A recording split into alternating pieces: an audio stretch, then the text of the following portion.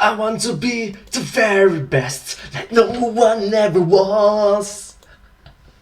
Hi everyone, it's me, and today let's watch this video together. Game exchange! Culture shock! Hey everyone, 𝐏𝐨𝐤𝐞𝐦𝐨 here. Hi 𝐏𝐨𝐤𝐞𝐦𝐨𝐬. Okay, before we get in today's episode, I have an important announcement to make. After this video, Culture Shock is going to be moving to my channel for the foreseeable future. No, there's nothing going on between me and Matt or any of the other staff for that matter. We're still more than cool with each other.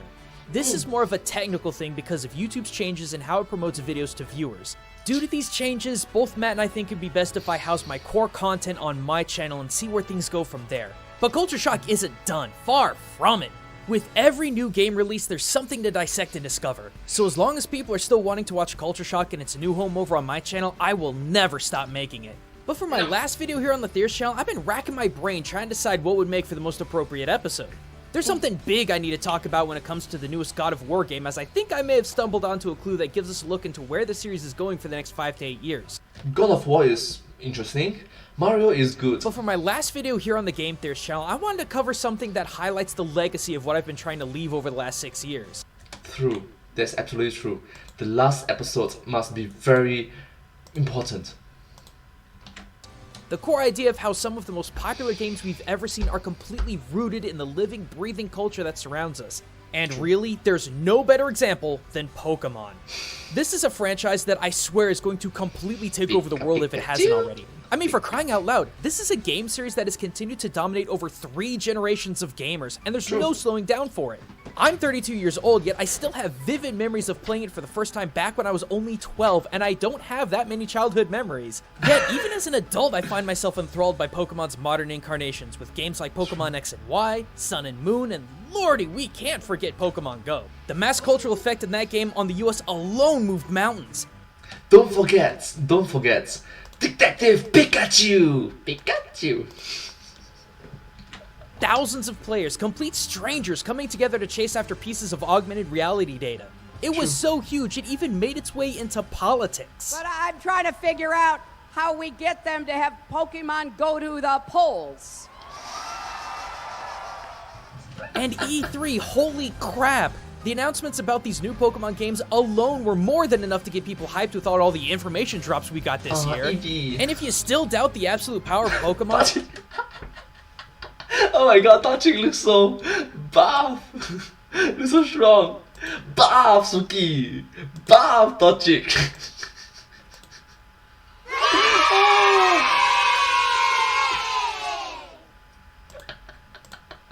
I know this is going to be a good episode. I know it. Just look at the Pokemon Gold and Silver beta leaks that came out earlier this month. All we had were a handful of sprites and people went nuts over it, making everything from artistic recreations to freaking dex entries by fans. As a gamer, it's a series that stuck with not just me, but hundreds of thousands of people over 30 years, and it's not stopping anytime soon. But as a theorist, I can't even begin to explain how the cultural references in these games have influenced me as a content creator over the last 6 years. True. I've made dozens of videos talking about the culture and folklore this franchise borrows from as far back as August of 2012 to earlier this year. And I've watched hundreds, thousands of videos. But in all my years of Yeah, some of the videos I rewatched it multiple different times, so a fan. picking apart Pokemon from a multicultural level, there's one thing I've noticed about this franchise.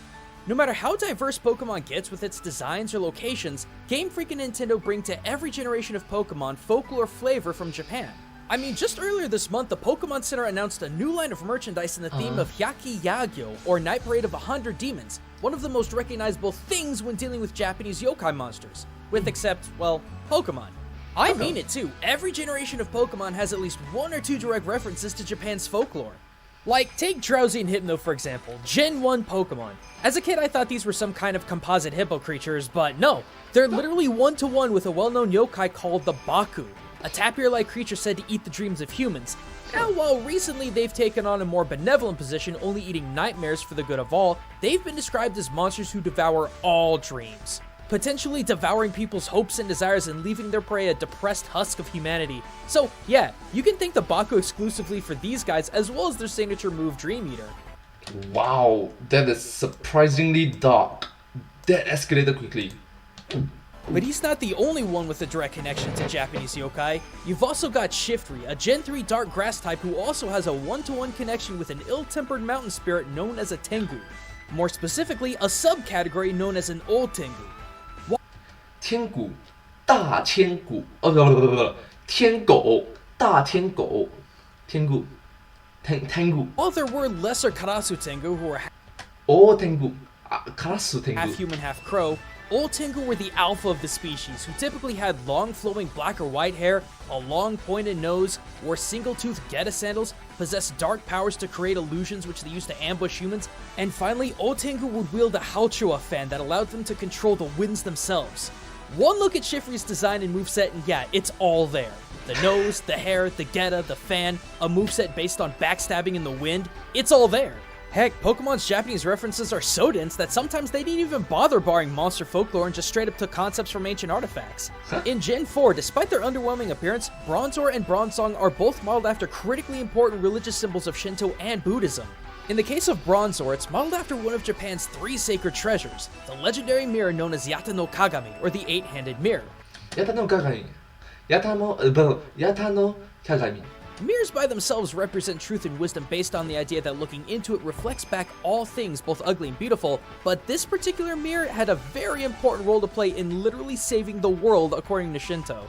In a world before humanity, Amaterasu, goddess of the sun, sealed herself away in a Amaterasu, 天照 stone called Ama no Iwato Ama no Iwato. after her jackass brother Susanoo destroyed her fields and trashed her house. Susanoo. Without the sun, darkness and demons walked the land unopposed. So, in a clever plan to get Amaterasu back out, the rest of the kami started feasting and celebrating. One goddess in particular, Uzume no Mikoto, got everyone's attention by dancing topless on a tub. This definitely got Amaterasu curious, but she wasn't fully captivated until she saw her own reflection in the Yata no Kagami, which clever Uzume tied to a tree earlier. Seeing her own radiant glory in the reflection and understanding her own importance, Amaterasu withdrew from hiding and the sun returned to the world. Not a bad origin story for such a simple-looking Pokemon, huh? True. But even its more bizarre evolution, Bronzong has its own unique cultural roots. It's modeled after what's known as a Dotaku bell, which has origins as old as 400 BCE. Wow, literally thousands of years, literally millenniums. That's a long history. Respect that. These bells were sometimes used as warning sirens, but their true purpose was for community agricultural rituals to help literally ring in a good harvest. Some historians also speculate that these bells were used to summon rain, but there's not much evidence to prove that save for a few inscriptions. And when they weren't in use, the bells were actually buried with the intention of allowing the life force of the earth to funnel into it. Knowing this, it explains all of Bronzong's Pokedex entries. And as for the relation of Bronzong and Bronzor's evolutionary line, I suggest you check out an old folk story called Of a Mirror and a Bell. A pretty tragic tale of a lonely woman who lost her prized mirror to some greedy priests who wanted to make a sweet bell for their temple, and the revenge she got on them after death. Oh. Next up, we got Gen 5 that had Darumaka and Darumantian, 2 Pokemon whose origins plainly come from Daruma dolls. Now, back in the 5th century, Daruma, also known as Bodhidharma, was the bringer of Zen Buddhism from India to China and subsequently Japan. He brought with him countless teachings, but the one principle he was most famous for was his meditation practices. Zen Buddhism teaches a very specific technique of sitting absolutely still, fixating your eyes on a very specific spot on the floor or wall, and enter a trance state where thoughts will flow in and out of the mind like water, never once allowing a particular thought to linger too long in the mind. In this state of meditation, what feels like moments to the meditator becomes hours of time. Frozen like stone as thoughts flow in and out of the mind. Having done this for myself during my study abroad, I can tell you right now that 45 minutes felt like 5 in this state. Yep. Agree. Absolutely agree. It's different for individuals to individuals. Sometimes like half an hour can feel like 1 minute, or half an hour can feel like half a year. Different. And this is exactly where Darmanitan gets its meditative stone form from. But then you got Darumaka's ability to pull in its arms and legs into its body, and that forms connection to the ball-like appearance of the Daruma doll. And this is where the cultural relationship gets pretty morbid. During a 9-year Zazen meditation session, it's believed that Bodhidharma's limbs suffered from atrophy from non-use. Yeah, basically he stayed still for so long that his arms and legs fell off, which is why Daruma dolls lack appendages and why Darumaka can be seen without limbs. And there are even times that different Pokemon in multiple generations fall under the same cultural origin. Take for example Stantler, Deerling/Sawbuck, and Xerneas. All of Deers. them look drastically different, but all of them fall under one reference, Sika deer. Generally speaking, the only unique thing about Sika deer in the modern era involve those that live within Nara Park. 1,200 deer that roam the park in search of man-made deer cookies, and you better believe they'll do anything for them. I agree. They are so cute and adorable. Having seen them in real life, they are very awesome. And try to be friendly with them. Thank you. But culturally speaking, deer played a vastly important role in ancient Japan. Sika deer are said to be messengers of the kami Tate-mika-zuchi no Mikoto, who resides in the Kasuga Shrine in Nara. East Asian alchemists also have claimed that their horns had strange and powerful properties which became the base for several tonics and potions that would restore one's spirit. This may explain the numerous Pokédex entries talking about the mysterious properties and subsequent poaching of Stantler horns, and not to mention, Route 36 where you actually find Stantler next to Violet City is geographically identical to Nara when comparing a map of Johto to Japan. As for Deerling and Sawsbuck, their unique characteristic of changing appearance based on season is also shared by the Sika deer. What? Sika will change their pelt based on seasons from light reddish brown in the warm months to dark brown and even black in the winter, similar to Deerling and Sawsbuck's autumn and winter forms. And finally, you've got Xerneas, the cosmic legendary deer Pokemon said to give regenerative life when its horns on its head glow. While most people have attributed this legendary Pokemon to Celtic deities like Cernunnos, it's possible that this Pokemon's life-giving properties comes from Sika deer as believed during the Nara period. According to the Harima Literally thousands of years of history. Fudoki, and based on ancient descriptions of deer on Nara period Dotaku bells, people would sow rice plant seeds with the blood of deer as they believed that deer possessed a mystical power of regeneration, which was personified in their horns, which they grew, shed, and regrew every year. Just as Xerneas shares its eternal life force with its horns as a conduit, Nara period folk believed that Sika deer had equal powers of regeneration through their blood and their horns. Even within the most recent generation of Pokemon Ultra Sun and Moon, not one, but two of the brand new Ultra Beasts have folklore inspirations taken right out of Japan's history. What? Stakataka, codenamed UB Assembly, and Kartana, codenamed UB-04 Blade. Oh, wait, what? Wait, they have code names for the Pokemons. What? Okay, that's what? On the surface, Kartana's origins might seem simple enough. I mean, it's origami, plain and simple. But what folks might not know is that Kartana's style of origami isn't as simple as a crane or a helmet. Kartana's origami style is what's known as a noshi, and has been an important part of customary gift giving and offering since the 12th century. Back then, paper was extremely hard to come by. Sheets were difficult to make, which made them only available to the rich. Because of this, noshi became a sort of good luck talisman that would be attached to gifts between samurai and other high-class people for all manner of customary celebrations. Weddings, promotions, graduations, and so on. This is one possible explanation for the samurai-esque style of the Pokemon, though I have to say, if Kartana kept the original design of the Noshi, instead of glimmering gold accents, it would be sporting long pieces of dried fish. But then there's also theories going around that Kartana is actually Shikigami, basically a paper homunculus that serves the will of an Onmyoji priest. But let's wrap up with Stakataka. At first glance, this walking fortress of bricks with eyes might seem like someone's drug-induced fever dream, but in actuality, it shares a semblance with yet another Japanese yokai known as Mokumokuren, or Many Eyes, which, to be honest, is equally horrifying. The Mokumokuren started off as a regular shoji paper screen door, but after falling into disrepair with several holes punched through its paper, and lack of maintenance too, monstrous eyeballs began forming in the holes. And if having a living wall staring at you all night wasn't bad enough, the Mokumokuren was said to be able to steal your eyes while you slept. What? While there's little in the Pokédex that can prove Stakataka is based on the Mokumokuren, the fact that each of the Stakataka's eye plates are technically individual life forms is scarily similar to the idea of Mokumokuren being made of dozens of other people's eyeballs. Wait, what? What?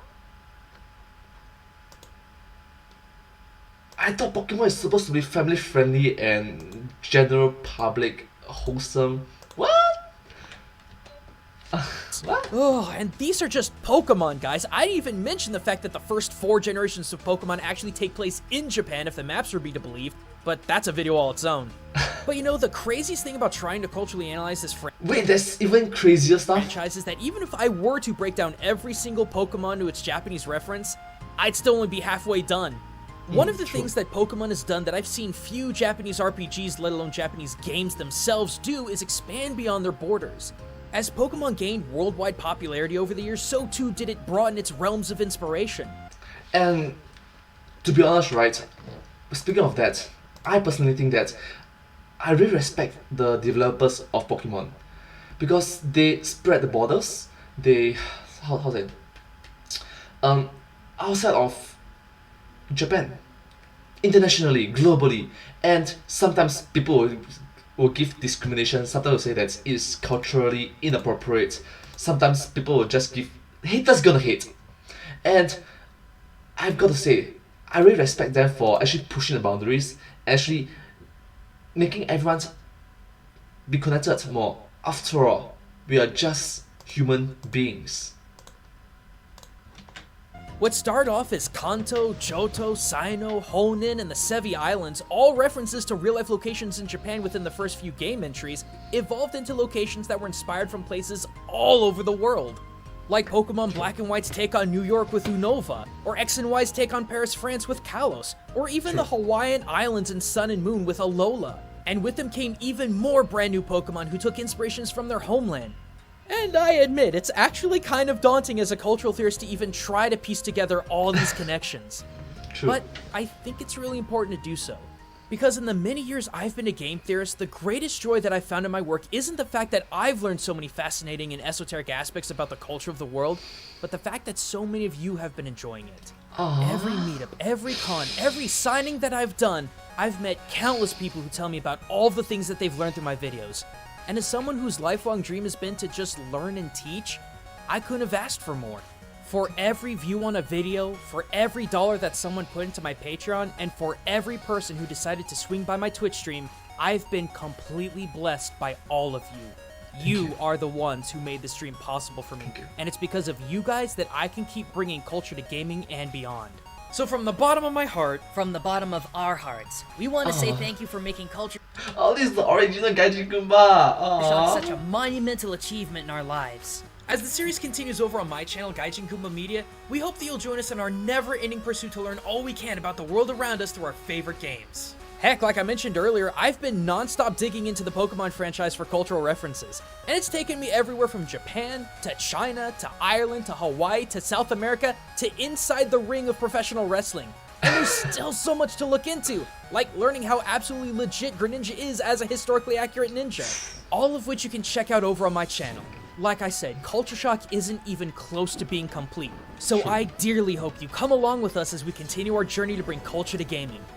Thank you so much. That really means a lot, especially when in this world in which a lot of currents involved, we need to be more understanding, be more open-minded, be more thoughtful for one another, stand in one another's shoes, stand in other people's shoes.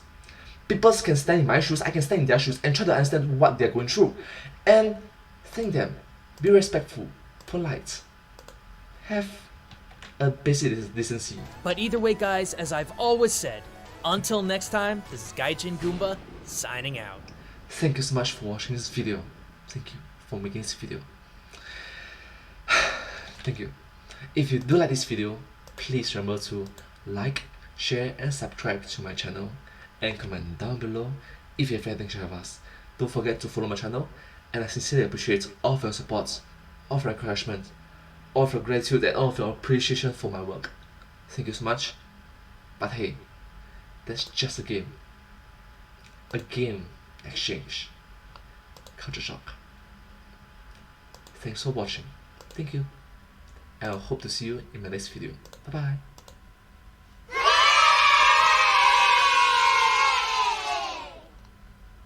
Subscribe.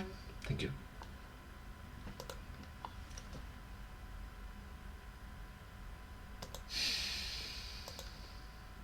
Thank you so much, 𝐏𝐨𝐤𝐞𝐦𝐨. Yeah, sincerely appreciate all of your work. I really learned a lot of different cultures, and I really like it that it all summarized as one particular culture, the human culture, cultures that's made by human. Yeah, and it's just awesome. Do you think so too? Do you think so too? Ah. Oh no! Oh no, gosh! The nunchucks! Ah! Bruce Lee! Oh no, sorry. Sausage Lee! Sausage. Get it? Okay, so I will hope to see you in everyone in my next video. Sorry. Bye! Thank you so much.